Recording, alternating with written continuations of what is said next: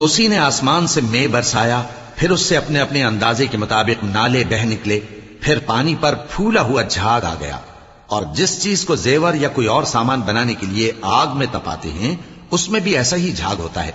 اس طرح اللہ حق و باطل کی مثال بیان فرماتا ہے۔ سو جھاگ تو سوکھ کر زائل ہو جاتا ہے، اور پانی جو لوگوں کو فائدہ پہنچاتا ہے وہ زمین میں ٹھہرا رہتا ہے۔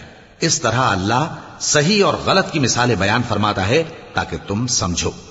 جن لوگوں نے اللہ کے حکم کو قبول کیا ان کی حالت بہت بہتر ہوگی، اور جنہوں نے اس کو قبول نہ کیا اگر روئے زمین کے سب خزانے ان کے اختیار میں ہوں تو وہ سب کے سب اور ان کے ساتھ اتنے ہی اور نجات کے بدلے میں صرف کر ڈالیں، مگر نجات کہاں؟